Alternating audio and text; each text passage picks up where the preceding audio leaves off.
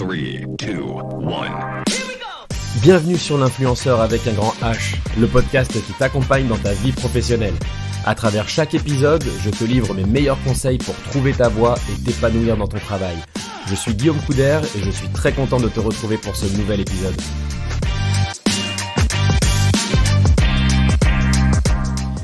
Dans cet épisode, j'ai bien envie de te parler d'une question qui fait toujours un peu stresser les candidats en entretien d'embauche.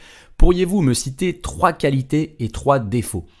Il faut savoir que même si de nombreux recruteurs ne considèrent pas cette question comme étant un piège, il est important de bien s'y préparer. L'idée, c'est de trouver des qualités et des défauts qui peuvent être illustrés avec des exemples concrets et qui correspondent aux compétences exigées pour le poste visé. Je te propose donc en 3 étapes de te préparer à cette question. 3, 2, 1. La première étape, c'est celle de choisir tes qualités en fonction du poste visé. Pour trouver les 3 qualités idéales à présenter en entretien, munis-toi de l'offre à laquelle tu as postulé. Il y a fort à parier qu'en la lisant attentivement, tu y trouveras quelques compétences demandées par l'entreprise. Par exemple, il peut être demandé d'avoir de bonnes qualités relationnelles, d'être organisé ou encore d'être créatif. Reprends simplement à ton compte les 3 qualités qui te semblent les plus indispensables pour le poste et illustre chacune d'elles avec une expérience passée. Si tu as déjà organisé un événement associatif, tu peux dire que tu as un goût pour le travail en équipe. Si tu as déjà créé un projet de A à Z, tu peux mettre en avant ta créativité. La deuxième étape, c'est celle de choisir tes défauts de manière à ne pas trop te dénigrer. Alors il faut être honnête, mais pas trop sévère envers soi-même, c'est un peu la règle. Choisis des défauts qui ne sont pas trop gênants dans le cadre professionnel et qui peuvent être compensés par tes autres qualités. Par exemple, tu peux dire que tu es un peu perfectionniste, mais que cela te permet d'être très méthodique dans ton travail. Tu peux également dire que tu es parfois un peu timide, mais que tu travailles à prendre la parole en public. La troisième étape, c'est celle d'utiliser l'autodérision sans pour autant minimiser tes défauts.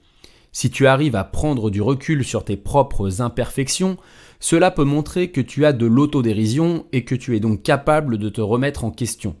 Cela peut être une qualité appréciée par les recruteurs, car ça montre que tu es conscient de tes faiblesses et que tu es prêt à les travailler. Mais attention, il ne faut pas non plus minimiser tes défauts. Il est important d'être honnête et de montrer que tu as conscience de tes limites, mais sans pour autant te dénigrer. Il faut en fait trouver un juste milieu. En résumé, lorsque tu es confronté à la question « Pourriez-vous me citer 3 qualités et 3 défauts ?», il est important d'une part de choisir des qualités qui correspondent aux compétences exigées pour le poste et qui peuvent être illustrées par des exemples concrets. Et d'autre part, choisir des défauts qui ne sont pas trop gênants dans le cadre professionnel et qui peuvent être compensés par tes autres qualités.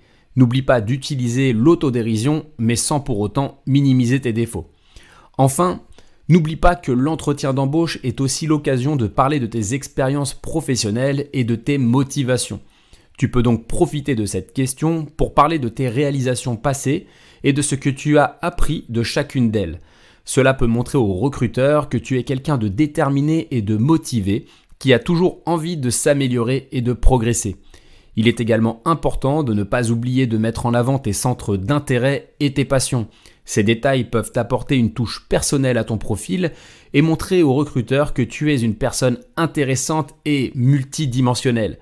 Cela peut être une bonne façon de te démarquer des autres candidats et de montrer que tu n'es pas qu'un simple CV. Bon courage! 3, 2, 1. L'influenceur avec un grand H, c'est fini pour aujourd'hui. Merci d'avoir écouté cet épisode, j'espère évidemment qu'il t'a plu. Si tel est le cas, n'hésite pas à t'abonner pour ne pas louper le prochain. À bientôt!